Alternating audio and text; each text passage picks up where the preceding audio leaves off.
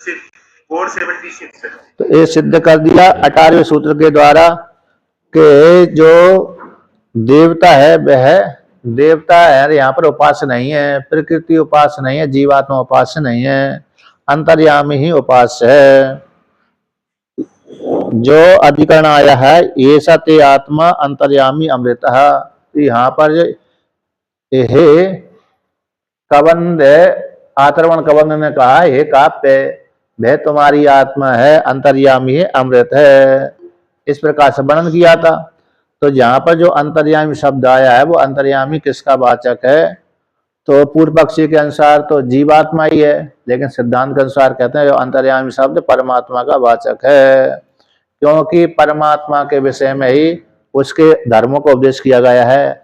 अमृत है, अभय है, ब्रह्म है, सभी के भीतर रहता है, शासन करता है इत्यादि।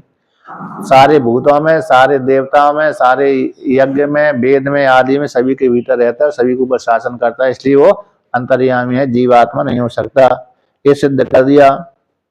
अब उसी के 19वें सूत्र के माध्यम से पूर्व पक्षी आया था कि भाई स्मृति जगत के प्रति कारण है, तो भाई उसके भीतर प्रवेश करके नियमन करती है। जैसे जैसे अरे मन आदि है, बुद्धि आदि कार्य उससे प्रकृति के हैं, यानी प्रकृति जगत के प्रति कारण करती है, इसलिए वही अरे अंतर प्रवेश करके नियमन करने वाली हो जाए, ऐसा पूर्व पक्षी का कहना था। तो सिद्धांति ने खंडन कर दिया, न स्मार्त अतद धर्म अभिलापात, जो स्मार्त है सांख्यों के द्वारा प्रतिपादित जो सांख्य स्मृति है, सांख्यों के द्वारा प्रतिपादित जो प्रधान प्रकृति है वह यहाँ पर अंतर्यामी शब्द के द्वारा नहीं कही गई। उसमें हेतु देते हैं अतद धर्म अभिलापात, प्रकृति के धर्मों का कथन नहीं किया गया बल्कि ईश्वर के धर्मों का ही कथन किया गया है, ईश्वर के ही धर्मों का कथन किया गया था। अदृष्टो दृष्टा, अश्रुतो श्रोता, अमतो मता मनता, अभिज्ञातो विज्ञाता इत्यादि जे किसके धर्मों को?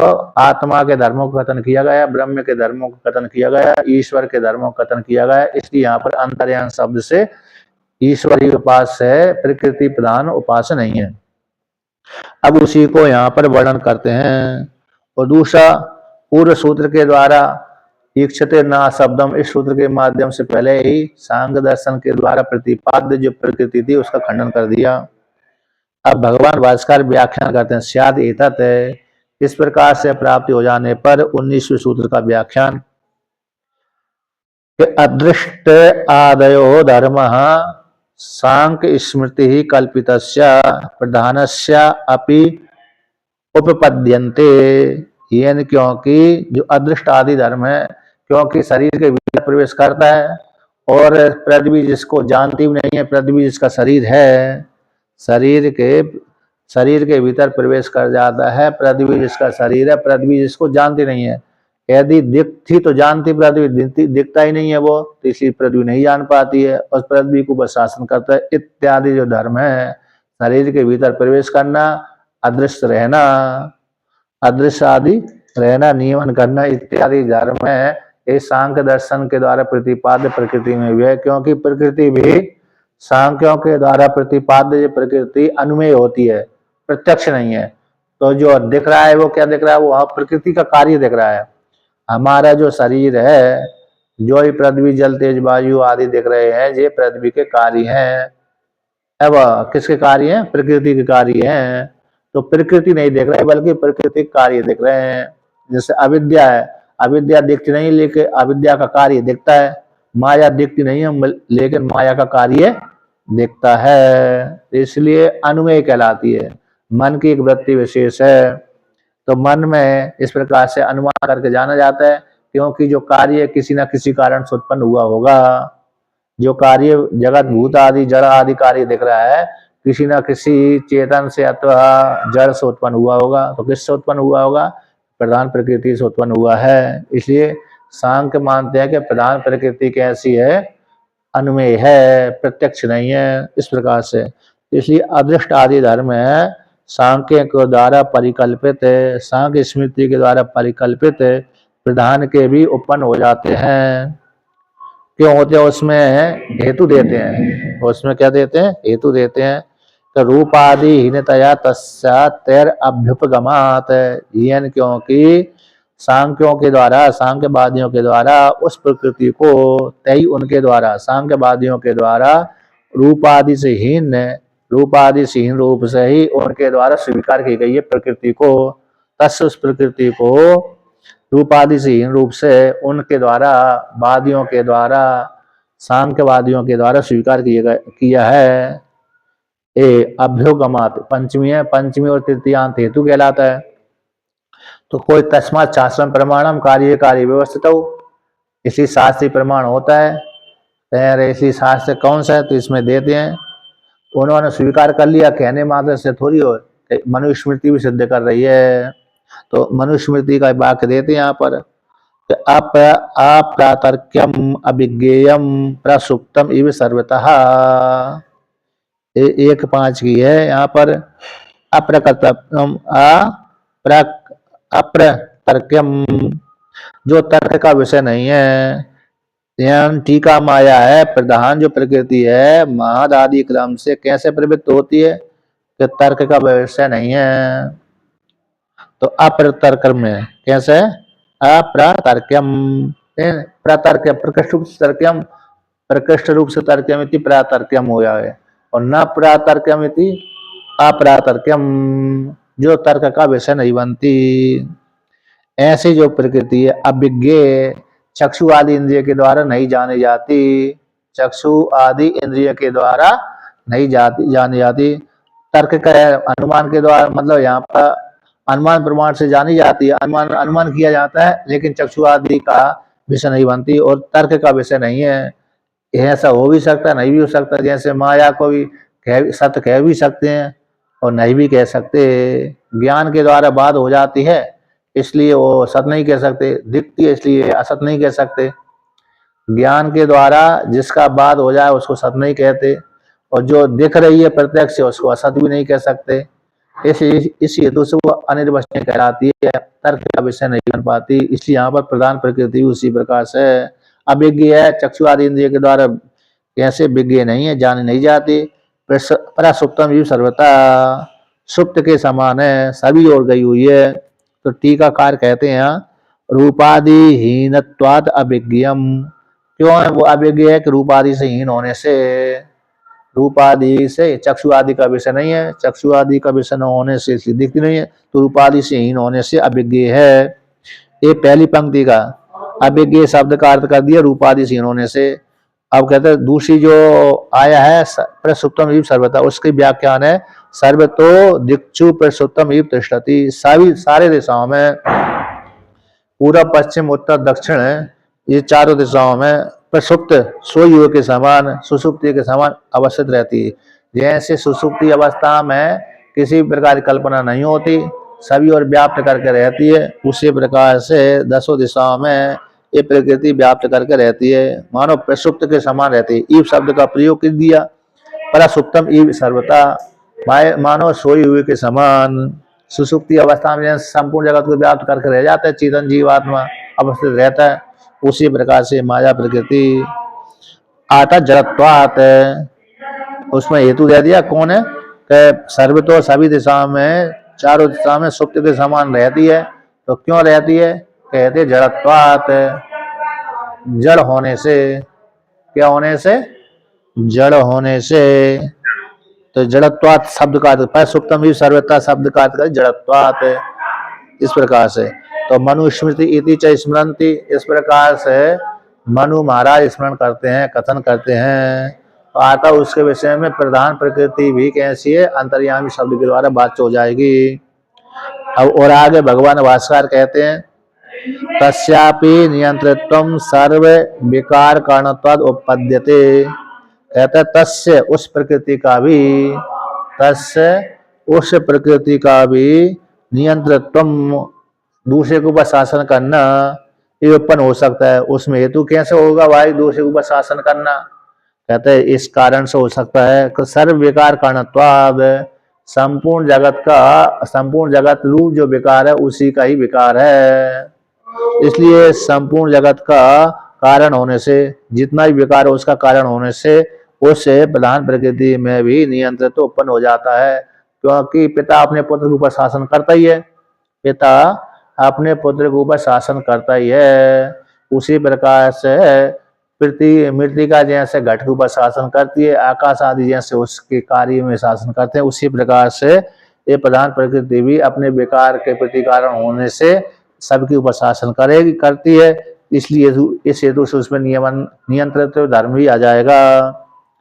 तस्मात् प्रधानम अंतर्यामी शब्दम स्यात्, इसी हेतु से प्रधान प्रकृति यहाँ पर किसका वाचक है? अंतर्यामी शब्द का वाचक है। इसी प्रधान प्रकृति उपास्य है, ऐसा पूर्व पक्षी का कहना है। तो अब भगवान भास्कर उठाते हैं कि ईक्षते न शब्दम इति अत्र, यहाँ पर इति अत्र निराकृतम अपि सत प्रधानम यह अदृष्टत्वादि व्यपदेश संभवेन पुनराशंक्यते। यद्यपि ईक्षते न शब्दम, ईक्षण क्रिया होने से वेद के द्वारा जो प्रधान प्रकृति है प्रतिपाद्य नहीं है। अशब्दम यानी जो प्रधान प्रकृति है सांख्यों के द्वारा परिकल्पित प्रधान प्रकृति वेद के द्वारा प्रतिपाद्य न होने से ईक्षण क्रिया चेतन में हो सकती है, जड़ में नहीं हो सकती। इस सूत्र के माध्यम से ये सिद्ध कर दिया था प्रधान प्रकृति जगत के प्रति कारण नहीं है, क्योंकि ईक्षण क्रिया किसमें होती है? चेतन में होती है। इति अत्र, इस सूत्र में निराकृतम अपि, पहले से ही प्रधान प्रकृति को निराकरण खंडन कर दिया है, खंडन करते हुए भी किंतु यहाँ पर है पुनः, यहाँ पर प्रधान प्रकृति अष्ट अदृष्ट आदि धर्मों को लेकर के, किसको लेकर के? अदृष्ट आदि धर्मों को लेकर के, अदृष्ट आदि व्यपदेश के संभव हो जाने से, क्योंकि अदृष्ट आदि जो धर्म है प्रधान प्रकृति में भी उत्पन्न होते हैं, क्योंकि प्रधान प्रकृति भी मेरे चक्षु आदि का विषय नहीं, रूप आदि क्षीण होने से, इसलिए पुनः आशंका हो जाती है, क्यों पुनः आशंका हो जाती उत्पन्न हो जाती है कि यहाँ पर अंतर्यामी शब्द से प्रधान प्रकृति है अथवा नहीं है। ऐसी प्राप्ति हो जाने पर, उस आशंका की प्राप्ति हो जाने पर प्रधान प्रकृति जगत के प्रति कारण है, इस प्रकार से आशंका प्राप्त हो जाने पर अदृष्टादि हेतु के माध्यम से, तो उसके उत्तर में कहते हैं अत उत्तरम उच्यते। इसके विषय में हम सिद्धांती कहते हैं। इसमें हेतु आया है कि अतद अप्रधानम चेतनम तस्य धर्माणाम अभिधानात् इति। अतद अप्रधानम चेतनम, अच्छा यहाँ सिद्धांत का वाचक है। तो भाष्य कहते हैं कि न च स्मार्तम प्रधानम अंतर्यामी शब्दम भवितुम अर्हति। न च स्मार्तम, इतनी पंक्ति का अर्थ है, ये जो सूत्र का भाग है, इस सूत्र के भाग को वर्णन करते हैं कि न च स्मार्तम यानी स्मार्तम यानी प्रधान प्रकृति इस सांख्यों के द्वारा परिकल्पित, सांख्यों के द्वारा की गई कल्पना, उस कल्पना के माध्यम से जो प्रधान प्रकृति उत्पन्न हो गई उनकी कल्पना में, वो प्रधान प्रकृति यहाँ पर अंतर्यामी शब्द के द्वारा कहने के योग्य नहीं है, अंतर्यामी शब्द के द्वारा वाच्य नहीं है। यदि अंतर्यामी शब्द के द्वारा वाच्य हो जाएगी तो प्रधान प्रकृति उपास्य हो जाएगी। इसलिए प्रधान जो प्रकृति है सांख्यों के द्वारा परिकल्पित अंतर्यामी शब्द के द्वारा नहीं कही जाने योग्य है। भवितुम अर्हति होने के योग्य है, न भवितुम अर्हति होने के योग्य नहीं है, यानी अंतर्यामी शब्द के वाच्य नहीं है प्रधान प्रकृति। तो पूर्व पक्षी पूछता अकस्मात किस कारण से? भाई नहीं है, हमारी प्रधान प्रकृति अंतर्यामी शब्द के द्वारा वाच्य नहीं है। तो कैसे नहीं है? कहते हैं अतद धर्म अभिलापात है, अतद धर्म अभिलापात है, अतद धर्म का कथन किया जाने से, अतद धर्मों के कथन किए जाने से, उसी को टीका में व्याख्यान किया है 477 नंबर पृष्ठ पे। अतद अप्रधानम चेतनम, अतद शब्द का अर्थ कर दिया अप्रधानम, अप्रधान मतलब चेतनम, न प्रधानम इति अप्रधानम, जो प्रधान नहीं है वो जो प्रधान नहीं है उसको अप्रधान बोलते हैं। आता प्रधान इन जड़, जो जड़ नहीं है उसको चेतन बोलते हैं, है ना। आता यानी अप्रधानम, तो जो प्रधान नहीं है, प्रधान होता तो जड़ होता, प्रधान नहीं है तो अजड़ हो गया। तो अजड़ कौन कहलाता है? चेतन कहलाता है। अप्रधानम में चेतनम। इस प्रकार से तस उस चेतन के धर्मों का, तस उस चेतन के धर्मों का, धर्मणाम धर्मों का अभिधानात इति कथन किया गया है। इस प्रकार से तो आप भगवान भास्कर इसका व्याख्यान करते हैं। अतः धर्म अभिलापात सूत्र, ये सूत्र का यद्यपि अदृष्ट आदि व्यपदेश प्रधान से संभवति तथापि न दृष्टत्वादि व्यपदेश संभवति। यद्यपि अदृष्ट आदि जो धर्म है, अदृष्ट आदि धर्मों का जो कथन किया गया, व्यपदेश यानी कथन, वे प्रधान संभवती, प्रधान के भी हो सकते हैं, प्रधान के भी वो अदृष्ट आदि धर्म उत्पन्न हो जाते हैं। तथापि फिर भी, तथापि न दृष्टत्व आदि व्यपदेश संभवती, किंतु जो दृष्टत्व आदि जो धर्म कथन किए गए चेतन के, वो प्रधान में उत्पन्न नहीं हो पाते। यद्यपि अदृष्ट आदि धर्म है तो प्रधान प्रकृति में संभव हो जाते हैं, किंतु दृष्टत्व आदि जो धर्म की का उपदेश करती है श्रुति, वो प्रधान प्रकृति में उत्पन्न नहीं होते। क्यों नहीं होते? इस कारण इसको लेकर के यहाँ पर वर्णन करते हैं कि प्रधानस्य अचेतनत्वात् तैर अभ्युगमात्, क्योंकि सांख्यवादियों के द्वारा प्रधान प्रकृति को जड़ रूप से स्वीकार किया गया है। प्रधान प्रकृति को अचेतन रूप से उन वादियों के द्वारा अभ्युगमात् स्वीकार किया गया है। इसलिए तो उसमें क्यों कौन सी श्रुति है कि इसलिए यहाँ पर देखो उस श्रुति के द्वारा चेतन धर्मों का वर्णन किया गया है। इसलिए चेतन धर्म ये आत्मा में उत्पन्न हो सकते हैं और प्रधान प्रकृति जड़ में उत्पन्न नहीं होते। भली प्रधान प्रकृति अरे कैसे अदृष्ट हो, अंतर्यामी हो, भीतर हो, फिर भी वो आत्मत्व शब्द का वाचक नहीं हो सकती। तो उसी में श्रुति कहते हैं अदृष्ट और दृष्टा, जो दृष्ट नहीं है उसको दृष्टा कहते हैं। अश्रुत श्रोता, जो श्रुत न होता हुआ भी सुनता है। अमतो मनता, जो मत नहीं है फिर भी मनन करने वाला होता है, मत हो जाता है। तो अविज्ञात विज्ञाता, जो विज्ञात ना होता भी विज्ञाता हो बन जाता है, दूसरे को जान। अदृष्ट होता हुआ भी, दूसरे के द्वारा न देखता हुआ भी सबको देखने वाला दृष्टा कहलाता है। अश्रुतो श्रोता, अश्रुत अश्रुत श्रोता, जो दूसरे के द्वारा नहीं सुना गया किंतु वह दूसरे को सबको सुन लेता है। अमतो मनता, जो दूसरे के द्वारा मत नहीं होता किंतु वह सभी का मनन करने वाला हो जाता है। अब अविज्ञातो विज्ञाता, जो दूसरे के द्वारा विज्ञात नहीं होता किंतु वह सभी को जानने वाला होता है। इति श्रुते, बस। अरे अच्छा, वो सूत्र एक श्रुति आती कैवल्य उपनिषद में, तो कैवल्य उपनिषद की अपाणी पादो जबनो गीता, ये तो श्वेता सर्वती श्रुति है। अरे चक्षु से चक्षु, श्रोत्र से श्रोत्रम, मनसो हमना वाचो अवाचम, चक्षु से चक्षु, श्रोत्र से श्रोत्र, मनसो मना वाचम इत्यादि श्रुति आती है। चक्षु का चक्षु है, श्रोत्र का श्रोत्र है, मन का मन है। और दूसरी श्रुति दोषी है पश्चात चक्षु से श्रोणोत करना, पश्चात चक्षु से श्रोणोत करना, बिना चक्षु के देखता है, बिना बिना उसके सुनता है, नेत्र इंद्रिय के बिना यार श्रोत इंद्रिय के सुनता है। तो इस प्रकार से ये श्रुति आती हैं। तो यहाँ पर किस प्रकार से बिना चक्षु के, बिना श्रोत्र के देखता है, सुनता है, खाता है, पीता है इत्यादि। और दृष्ट ना होता हुआ, दूसरे के द्वारा दृष्ट ना होता हुआ सबको देखने वाला, दूसरे के द्वारा श्रुत ना होता हुआ सबको सुनने वाला, तो इत्यादि जो किसके माध्यम से उपाधि को लेकर के, उपाधि को लेकर के इस प्रकार से यहाँ पर श्रुति वर्णन करती है।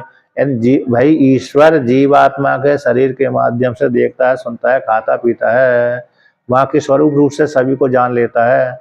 अतः स्वरूप रूप से सभी को जानना मतलब उसमें कुछ है ही नहीं है तो जानेगा क्या? परमात्मा में कुछ है ही नहीं तो जानेगा क्या? अथवा सभी परमात्मा में कल्पित है तो सबको जान लेता है। इस प्रकार से तो यहाँ पर कहा गया कि दृष्ट ना होता तो दृष्टा बन जाता है। तो जीवों में मतलब शरीर उपाधि को लेकर के कैसा हो जाता है?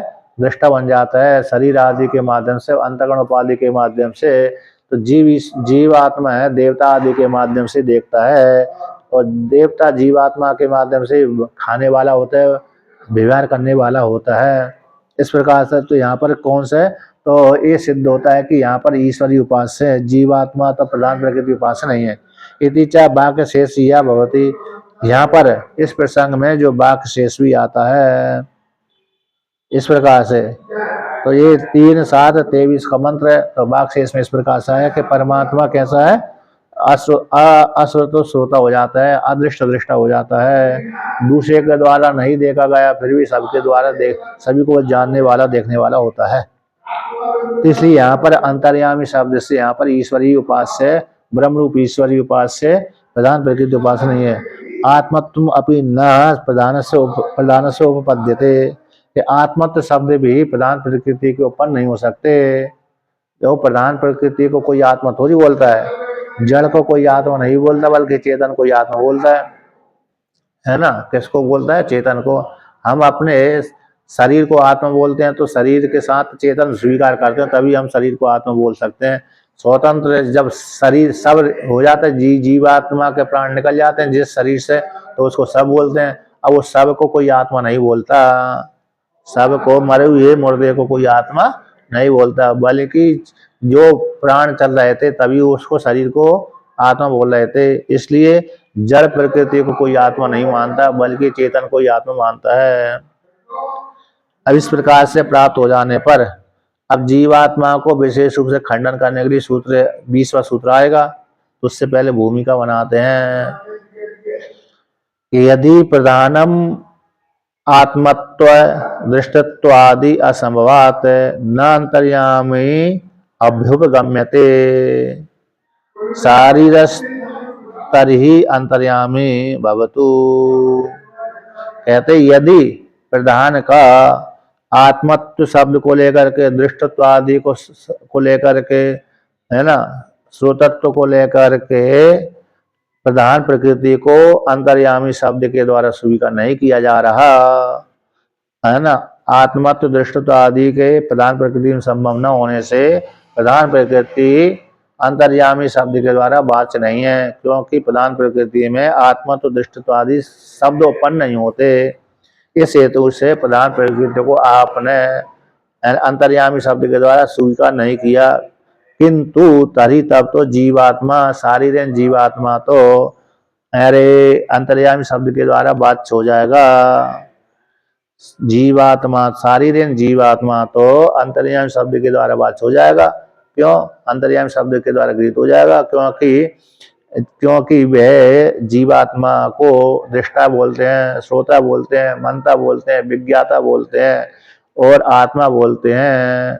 इसलिए जब आत्म, श्रोता, मनता, विज्ञाता, आत्मा बोलते हैं जीवात्मा को, तो भाई अंतर्यामी शब्द के द्वारा वाच्य हो जाएगा। उसमें हेतु देते हैं कि शारीरो ही चेतनत्वात् दृष्टा श्रोता मनता विज्ञाता च भवति, क्योंकि जीवात्मा चेतन होने से शारीरिक जीवात्मा, तो शारीर शरीर भवति शारीरा, जो शरीर में रहता है उसको शरीर बोलते हैं। तो शरीर में यद्यपि अंतकण भी रहता है ना, इंद्रिया भी रहती हैं, अंतकण भी रहता है, किंतु उनको आत्मा नहीं बोलते। वो चेतन नहीं, जड़ है।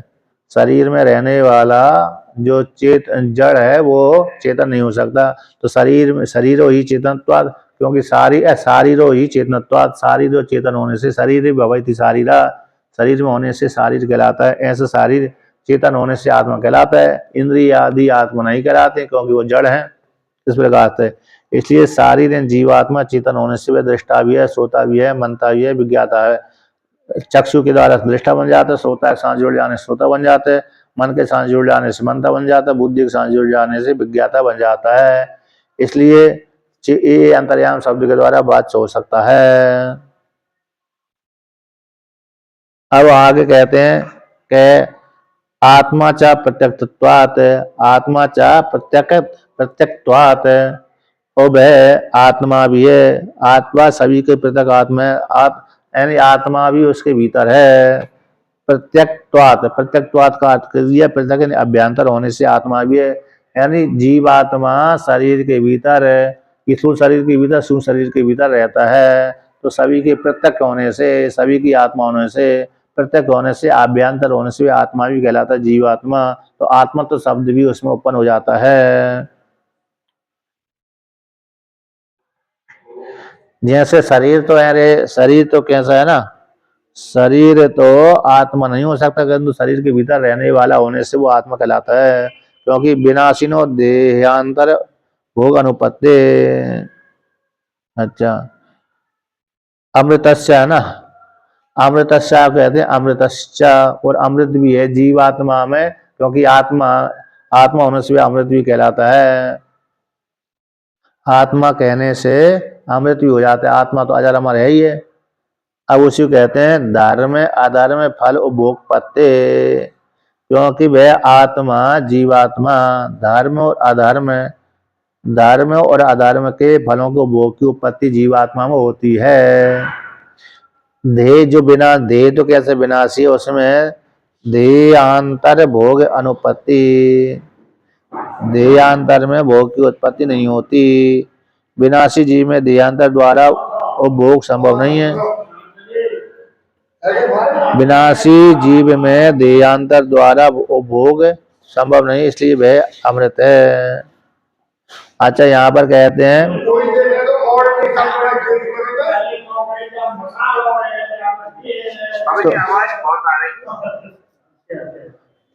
तो यहाँ पर कहते हैं कि धर्म और अधर्म के फल का उपभोग की उत्पत्ति होने से अमृत भी कहलाता है। कौन कहलाता है?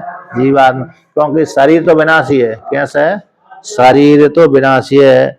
तो बिना टीका माया विनाशिनो देहांतर भोग अनुपत्ति, देह के भीतर भोग की उत्पत्ति नहीं हो सकती, क्योंकि देह तो कैसा है? देह तो कैसा है? वो विनाशी है। इसलिए विनाशी देह में भोगांतर की भोग की प्राप्ति नहीं होती, इसलिए वो अमृत नहीं हो सकता देह, किंतु देह के भीतर रहने वाले जो परमात्मा है, जीवात्मा है, वो अमृत है। देह के भीतर रहने वाला जो जीव है वह अमृत है। जो जीव जिसकी संज्ञा हो जाती है अंतकल को लेकर के, जीव यानी प्राण को लेकर के, जीव प्राण धारणे होती है, धातु है जीव प्राण धारणे, तो प्राणों को धारण करने से उसको जीव कहते हैं। इसलिए जीवात्मा प्राणों को लेकर जीव संज्ञा होती है।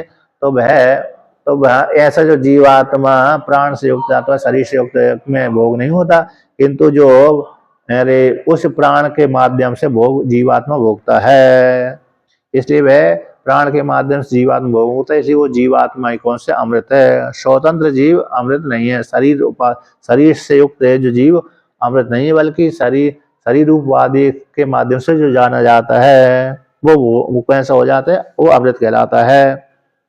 इसलिए अमृत धर्म और अधर्म के फल का भोग होने से है। थोड़ी आवाज धीमी हो गई है। आवाज धीमी हो रही है, तेज तेज बोल देते हैं थोड़ा, साउंड ही तो बढ़ाना है। तो देखिए यहाँ पर के जीवात्मा धर्म और अधर्म के फल के उपभोग की उत्पत्ति हो जाने से वह अमृत भी कहलाता है। स्वतंत्र शरीर अमृत नहीं है, वो तो विनाशी है, किंतु जीवात्मा ही अमृत है, धर्म अधर्म के फल का उपभोग करता है। तो पूर्व पक्षी को प्रतिपक्ष को उठाया गया है, पूर्व पक्ष तो यहाँ पर पूर्व पक्षी चल रहा है ना, तो पूर्व पक्षी यहाँ पर जीवात्मा को क्या सिद्ध कर रहे हैं? अभी अंतर्यामी शब्द के द्वारा पूर्व पक्षी सिद्ध कर रहा है। तो जीवात्मा यहाँ पर उपास्य बन रहा है। जीवात्मा यहाँ पर क्या कर रहा है? अंतर्यामी शब्द के द्वारा वाच्य होगा, पूर्व पक्षी तक है, वे सिद्धांती सूत्र के द्वारा खंडन करेंगे। तो इसलिए पूर्व पक्ष चल रहा है यहाँ पर। इसलिए अमृत शब्द भी जीवात्मा में उत्पन्न हो जाते हैं, ये कहना है। क्योंकि अमृत नहीं होगा तो फिर अंतर्यामी शब्द के द्वारा वाच्य नहीं होगा जीवात्मा, आत्मा शब्द नहीं होगा तो अंतर्यामी शब्द का वाच्य नहीं होगा। भीतर शरीर के ऊपर शासन करता है, इसलिए अंतर्यामी शब्द के द्वारा वाच्य जीवात्मा हो जाएगा। अब उसी को और हेतु देते हैं कि इस हेतु से भी जीवात्मा अंतर्यामी शब्द के द्वारा वाच्य हो जाएगा कि अदृष्टत्वादयश्च धर्मः शारीरे सुप्रसिद्धा। अदृष्ट आदि जो धर्म, अदृष्ट है, सोता है, मनता है, विज्ञाता आदि जो धर्म है वो शरीरे भवति शारीरे, तो जीवात्मा में सुप्रसिद्ध है। क्योंकि जीवात्मा को भी, जीव रूप आत्मा को भी कोई देखता थोड़ी है, प्रत्यक्ष थोड़ी, चक्षु आदि इंद्रिय का विषय नहीं बनता है। और जीवात्मा भी आत्मा शब्द के द्वारा वाच्य होता है, और जीवात्मा भी दूसरी के ऊपर शासन भी करता है। जीवा जैसे राजा प्रजा के ऊपर शासन करती है, वो अदृष्ट है, अमृतत्व है, दृष्टा है, श्रोता है, मंत्र, विज्ञाता इत्यादि जो जो धर्म है, ये सारी जीवात्मा भी सुप्रसिद्ध है। उसी को इस प्रकार से तो धर्म प्रसिद्ध है, उसी को और आगे विवरण करते हैं। तो दर्शन आदि क्रिया कर्तरी प्रवृत्ति विरोधात, दर्शन आदि क्रिया का, दर्शन आदि जो क्रिया उस क्रिया का कर्ता में प्रवृत्ति नहीं हो सकती, प्रवृत्ति का विरोध होता है। तो दर्शन आदि क्रिया उस क्रिया से भिन्न है, दर्शन आदि क्रिया जो हो रही है उससे भिन्न जीवात्मा रहता है। तो इसलिए तो दर्शन आदि क्रिया तो अनात्मा को विषय करती है, दर्शन आदि क्रिया तो अनात्मा को विषय करती है, किंतु जो कर्म है, जो कर्म है वो गुण, जो कर्म ही कर्म में जो प्रधान कर्म है कैसे हो जाता है, कर्म है, जो कर्म होता है और कर्म है कौन, कर्म को करने वाला कर्ता, कर्म प्रधान हो जाता है, कर्ता गुण हो जाता है, कर्म को करने, कर्म प्रधान हो जाता है और कर्ता गुण हो जाता है। तो कर्ता जो भिन्न ही रहता है और क्रिया जो हो रही है, क्रिया करने वाला कर्ता भिन्न हो गया, क्रिया अलग हो गई। तो जो इसलिए क्रिया के माध्यम से कर्म ही, कर्म और क्रिया दोनों, कर्म और क्रिया दोनों एक नहीं हो सकते, कर्म और क्रिया दोनों एक नहीं हो सकते, कर्म अलग है, क्रिया अलग है। तो दर्शन आदि क्रिया का कर्ता में प्रवृत्ति विरोधात है। तो दर्शन आदि क्रिया का, दर्शन आदि जो क्रिया उस क्रिया का जो कर्ता है उस कर्ता में प्रवृत्ति नहीं हो सकती, प्रवृत्ति मानेंगे तो विरोध हो जाएगा। तो एक ही कर्ता को कर्म और कर्ता, कर्म और कर्ता दोनों नहीं मान सकते, एक ही कर्ता को कर्म और कर्ता दोनों नहीं मान सकते, विरोध हो जाता है। कर्म अलग होता है, कर्ता अलग होता है। उसी को टीका हम देख ही समझाते हैं। तो जैसे यथा, यथा देवदत्त कर्तृक गमन आदि क्रिया ग्राम कर्म न देवदत्ता, जैसे देवदत्त कर्तृक गमन आदि क्रिया, क्रिया के माध्यम से अरे ग्राम को जाता तो ग्राम कर्म हो गया, तो न देवदत्त, देवदत्त कर्म नहीं है, देवदत्त तो गमन आदि क्रिया का कर्ता है, किंतु कर्म कौन है, ग्राम है। तो कर्म जो ग्राम है वो अलग हो गया और कर्ता अलग हो गया। तथा उसी प्रकार से आत्म कर्तृक दर्शन आदि क्रिया या अनात्मा विषय न तू आत्मा, उसी प्रकार से यहाँ पर कहते हैं आत्मा के द्वारा की गई दर्शन, आत्मा के द्वारा किया गया कर्तृक, आत्मा के द्वारा किया गया दर्शन आदि क्रिया, वो क्रिया का विषय कौन होता है, अनात्मा होती है। आत्मा के द्वारा किए गई दर्शन आदि जो क्रिया है उस क्रिया का विषय कौन है, अनात्मा, न तू आत्मा, वो आत्मा विषय नहीं बनती। इसलिए आत्मा विषय न बनने से आत्मा भिन्न हो गई और क्रिया अलग हो गई, इसलिए वो अदृष्ट जो धर्म है आत्मा में ही, जीवात्मा भी संभव है।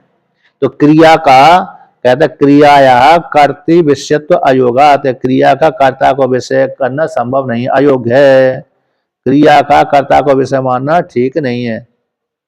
तो यदि एक मानते हैं तो विरोध हो जाएगा, क्रिया का कर्ता ही विषय बन जाए, क्रिया का कर्ता ही जब विषय बन जाए तो कर्म और कर्ता दोनों एक हो जाएंगे, तो एक हो जाएंगे तो विरोध हो जाएगा। इसलिए क्रिया का कर्ता विषयत्व योग नहीं है। उसी को कहते हैं तो दर्शन आदि क्रिया का कर्ता में प्रवृत्ति मानने पर विरोध हो जाता है। उसी को और विवरण करते हैं टीका में, क्रियायाम गुणः कर्ता प्रधानम कर्म तत्र एकस्याम क्रियाम एकस्य गुणत्व प्रधानत्वयोः विरोधात् न कर्तु कर्मत्वम इत्यर्थः। क्रिया में गुण करता है, यानी क्रिया प्रधान, क्रिया में जो करता है गुण कहलाता है, क्रियायाम गुण करता, क्रिया को करने वाला जो करता है वो गुण कहलाता है। प्रधानम कर्म, और कर्म प्रधान रहता है, क्योंकि अरे जो जीवात्मा कोई ना कोई कर्म करता है, तो किसके लिए करता है, कर्म के लिए। तो कर्म के लिए कर्म क्रिया करता है, तो कर्म कैसे हो गया, प्रधान हो गया, क्रिया गौण हो गई। अब वहीं पर ऐसी प्राप्ति हो जाने पर कर्ता गौण क्रिया कर्म कर्ता गौण हो गया और कर्म प्रधान हो गया। तत्र वहीं पर एक में ही, एक ही क्रिया में एक का ही गुणत्व और प्रधान मानना, गुण मानना और प्रधान मानना संभव नहीं है, विरोध हो जाता है। इसलिए न कर्ता कर्मत्व, इसी कर्ता कर्म नहीं बनता। तो कर्ता भिन्न होता है इसलिए, और कर्म भिन्न होता है, तो इसलिए यहाँ पर अदृष्ट आदि, तो दृष्ट आदि जो अदृष्ट आदि जो धर्म है वो जीवात्मा में उत्पन्न हो जाते हैं। उसी को श्रुति कहती है कि न दृष्ट दृष्टारम पश्येद पश्ये इत्यादि श्रुतिभ्यश्च, दृष्टा की दृष्टि को तुम मत देखो, यानी क्योंकि दृष्टा की जो नित्य दृष्टि है उसको तुम मत देखो, इस प्रकार से। तो दृष्टा अलग हो गया, कर्म अलग हो गया, तो इसलिए अदृष्ट आदि धर्म है जीवात्मा में उत्पन्न हो जाते हैं। तो जीवात्मा जब उत्पन्न हो जाता है, जीवात्मा अंतर्यामी शब्द के द्वारा बात हो जाएगा। अब उसी को और आगे पूर्व पक्षी और विवरण करता है, कहता है कि तस्य च कार्यकरण संघातम अंतर्यमितुम शीलम भोक्तृत्वात्, तस्य उस जीवात्मा का कार्यकरण संघात वाला है। जीवात्मा कैसे कार्यकरण संघात वाला होने से भीतर रह करके इस कार्यकरण संघात के ऊपर शासन करने का स्वभाव वाला जीवात्मा है। क्यों? भोक्तृत्वात् भोक्ता होने से, एन जीवात्मा इस कार्यकरण संघात के भीतर प्रवेश करके इस कार्यकरण संघात के ऊपर शासन करता है, क्योंकि जीवात्मा इसी कार्यकरण संघात के माध्यम से भोगता है, इसलिए भोक्ता होने से इस शरीर के ऊपर भी शासन करने वाला हो जाएगा, इसलिए अंतर्यामी शब्द के द्वारा बात हो जाएगा। तस्मात् शारीरो अंतर्यामी थी, इसलिए यहाँ पर जो अंतर्यामी शब्द जीवात्मा का ही वाचक है, इसलिए जीवात्मा की उपासना है। कौन में? या ये सत्य आत्मा अंतर्यामी अमृता, ये जो वाक्य आया है ज्योतिर्ब्राह्मण में बृहदारण्य, तो अंतर्यामी शब्द के द्वारा यहाँ पर पूर्व पक्षी जोर लगा करके जीवात्मा को ही उपास्य रूप से सिद्ध कर रहा है।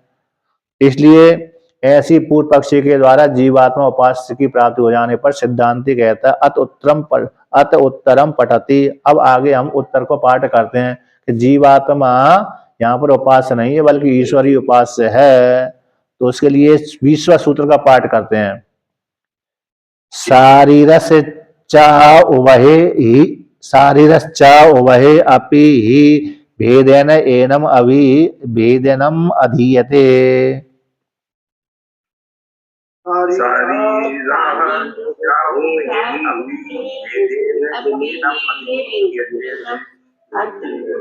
शारीरः च उभये अपि हि भेदेन एनम अधीयते।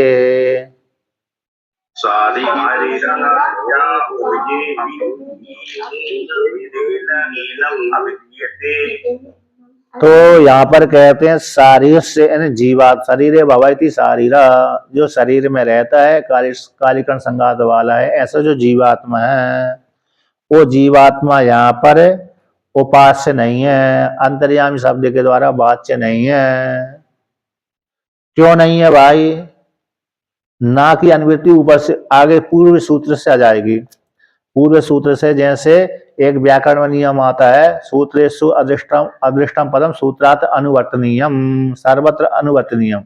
सूत्रेषु अदृष्टम पदम सूत्रात् सर्वत्र अनुवर्तनीयम। सूत्र में जो नहीं देगा गया पद है तो आगे पीछे के सूत्रों पूर्व के सूत्रों से अनुवर्तन कर लेना चाहिए। इसलिए यहाँ पर नकार नहीं आया है। शारीरस च उभये अपि ही भेदेन एनम अधीयते, इस वाक्य में इस सूत्र में नकार का अनुवृत्ति नहीं आई है, लेकिन यहाँ पर जीव का उपास्य नहीं है, तो नकार की अनुवृत्ति कहाँ से लेंगे भाई? तो पूर्व सूत्र से आ जाएगी 19वें सूत्र से। 19वें सूत्र में आया कि प्रधान प्रकृति अंतर्यामी शब्द के द्वारा वाच्य नहीं है, क्योंकि उस प्रधान प्रकृति के धर्मों का कथन नहीं किया गया है। तो वहां पर जो नकार आए वो नकार की अनुवृत्ति यहाँ पर भी आ जाएगी। न शारीर जीवात्मा उपास्य, यहाँ पर अंतर्यामी शब्द के द्वारा जीवात्मा उपास्य नहीं है। क्यों? उसमें हेतु देते हैं उभय, दोनों शाखाओं में। उभय शब्द का अर्थ हो गया उभय अभी दोनों शाखाओं में। कौन सी शाखा? माध्यम शाखा और काण्व शाखा। काण्व शाखा और माध्यम शाखा दोनों शाखाओं में।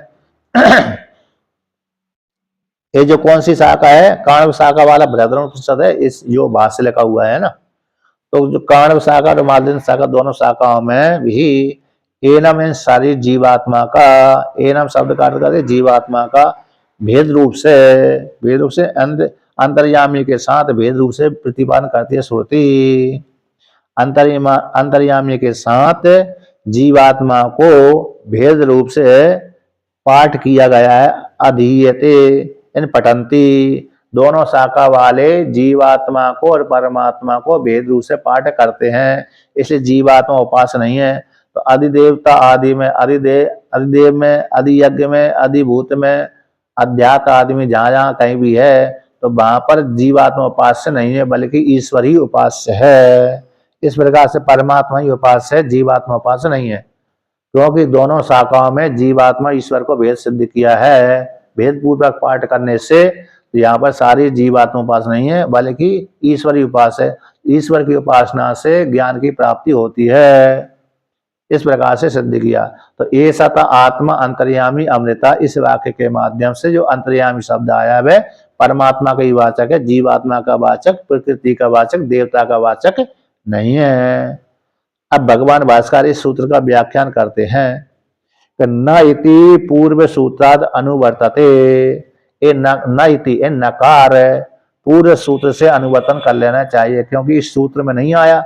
इस सूत्र में नहीं आया तो यदि नकार का अनुवर्तन नहीं करेंगे तो शरीर भवति शारीरा, और जीवात्मा यहाँ पर उपास रूप से गृहीत हो जाएगा, वही अंतर्यामी शब्द के द्वारा बात हो जाएगा। अब जीवात्मा अपनी उपासना करेगा तो कैसे करेगा? विरोचन के जैसे ही कर लेगा। जीवात्मा अपनी उपासना करेगा तो कैसे करेगा? जैसे विरोचन ने उपासना करी थी जीवात्मा शरीर की, ऐसे जीवात्मा कर लेगा। खूब खाओ पियो, इस शरीर को अरे कैसे गंदा मत होने दो, है ना, और श्रृंगार आदि धारण करके रखो, इसको सुसज्जित करते रहो।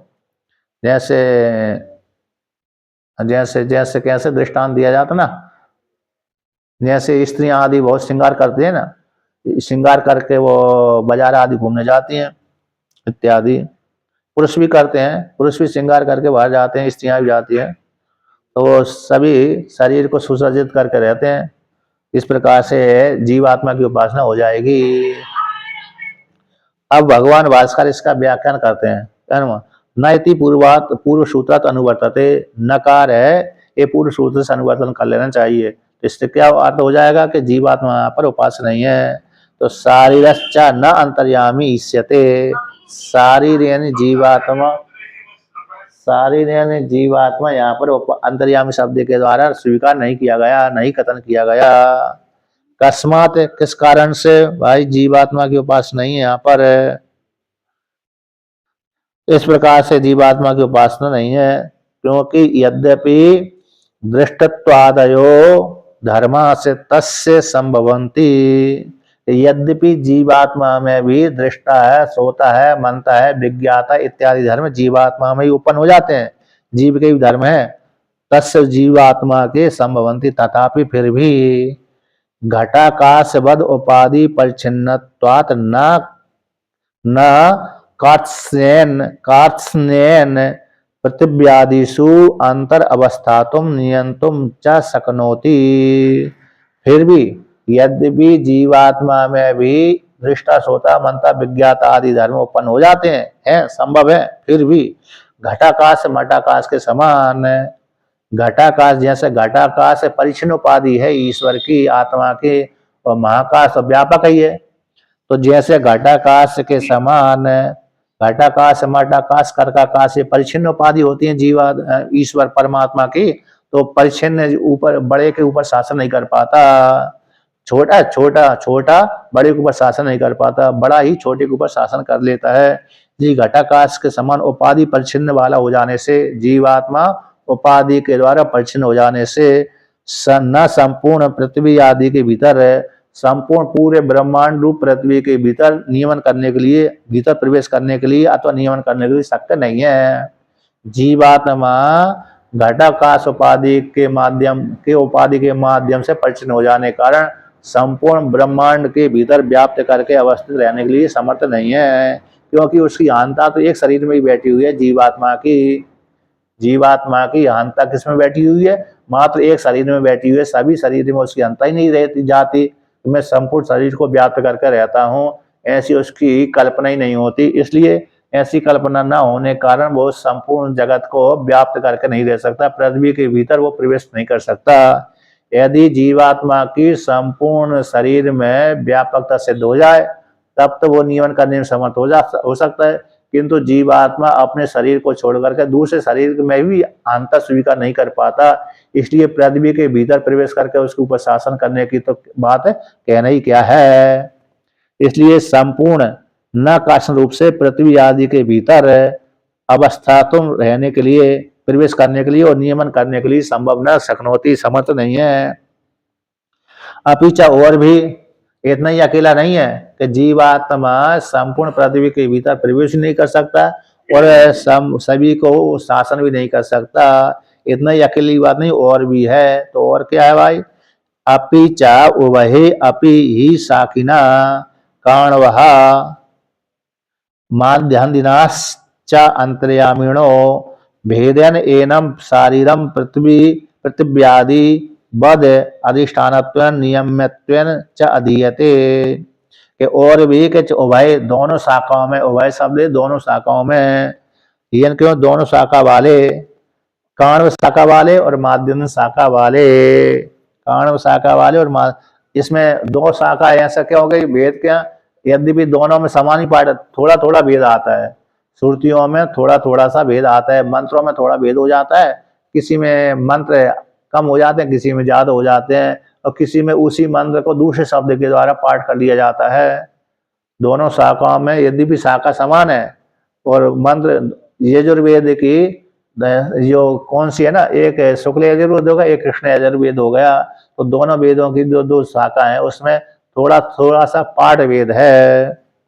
तो दोनों शाखाओं में, कर्म शाखा में, माध्यम शाखा में अंतर्यामी शब्द का साथ जीवात्मा को भेद रूप से प्रतिपादन करते हैं, पाठ करते हैं।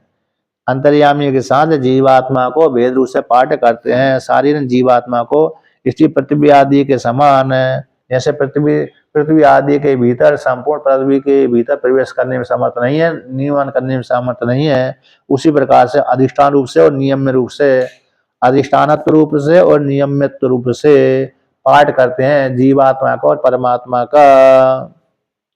जैसे जैसे पृथ्वी के भीतर है परमात्मा प्रवेश कर जाता है, जीव पृथ्वी के भीतर परमात्मा प्रवेश कर जाता है और परमात्मा प्रवेश करके उसके ऊपर शासन करता है, उसी प्रकार से जीवात्मा के भीतर भी ईश्वर परमात्मा प्रवेश कर जाता है और प्रवेश करके उसके ऊपर शासन करता है, और ना परमात्मा जीवात्मा के भीतर भी प्रवेश कर जाता है, क्योंकि जैसे पृथ्वी अधिष्ठान है, पृथ्वी जैसे अधिष्ठान है ईश्वर का प्रवेश करने का आधार है, उसी प्रकार से जीवात्मा का शरीर भी अधिष्ठान है। जीवात्मा जो लिंग शरीर से युक्त जीवात्मा है उस शरीर के भीतर प्रवेश कर जाता है, प्रवेश के समान प्रवेश है, तो अधिष्ठान हो गए जीवात्मा, और प्रवेश करेगा तो शासन भी करता है।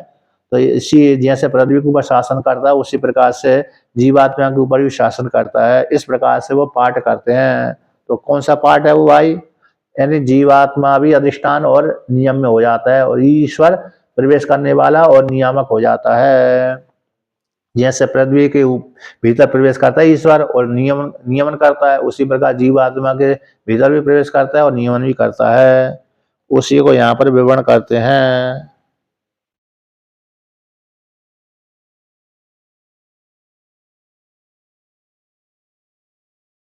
अब आगे कहते हैं,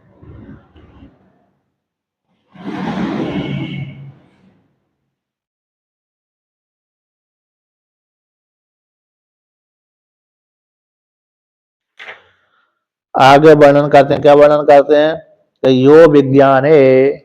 यो विज्ञाने तिष्ठन इति काण्वः, कि जो विज्ञान के भीतर रहता है, जो विज्ञान के भीतर रहता हुआ, जो परमात्मा यह यो यानी जो परमात्मा विज्ञान जीवात्मा के भीतर रहता हुआ, तो यहाँ पर विज्ञान शब्द से जीवात्मा का वाचक है, तिष्ठन रहता हुआ। तो यो कौन? परमात्मा। यो शब्द परमात्मा का वाचक है और विज्ञान शब्द जीवात्मा का वाचक है।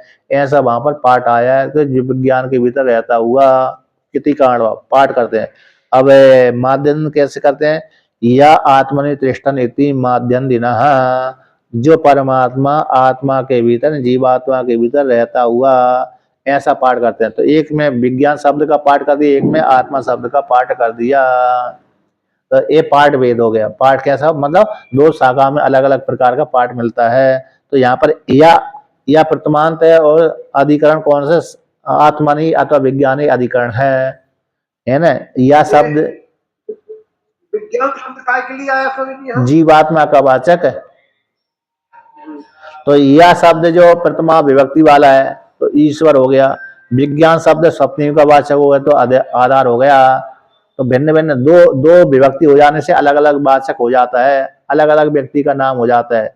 यदि एक ही विभक्ति होगी तो समान हो जाएगा, समान अर्थ निकल जाएगा।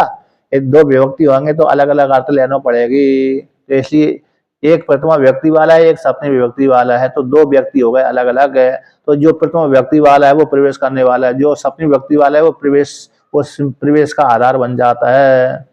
इसलिए तो या प्रथमा आत्मनि भी उसी प्रकार दूसरे में या प्रथमा है, आत्मनि सप्तमी है। तो सप्तमी वाला में ये प्रथम वाला व्यक्ति वाला प्रवेश करता है, दोनों अलग अलग हो गए। तो कारण शाखा माध्यम शाखा में भी इस प्रकार से जीवात्मा का और परमात्मा का भेद रूप से पाठ करते हैं। या आत्मनि तिष्ठन् इति अस्मिन् तावत् पाठे भवति आत्म शब्द शारीरस्य वाचका, जो आत्मा के भीतर प्रवेश करता हुआ रहता है। इस अश्विन पाठ में तावत अश्विन पाठ, इस पाठ में कौन सी पाठ में, माध्यम शाखा वाले पाठ में जो आत्म शब्द आया है वो आत्म शब्द जीवात्मा का वाचक है। यो विज्ञान तृष्टन इति अस्मिन् अपि पाठे विज्ञान शब्देन शारीरा उच्यते, जो विज्ञान के भीतर रहता है। इसमें जो विज्ञान शब्द आया है, विज्ञान इस पाठ में विज्ञान शब्द है, उस विज्ञान शब्द के द्वारा शारीर जीवात्मा कहा गया है। और जो दोनों में या शब्द आया वो परमात्मा का वाचक आया है। इसलिए कहते हैं तो विज्ञानमयो ही शारीरा, क्योंकि जीवात्मा कैसे विज्ञानमय है, बुद्धि उपाधि वाला है। विज्ञान में बुद्धि उपाधि, बुद्धि प्रचुर उपाधि वाला।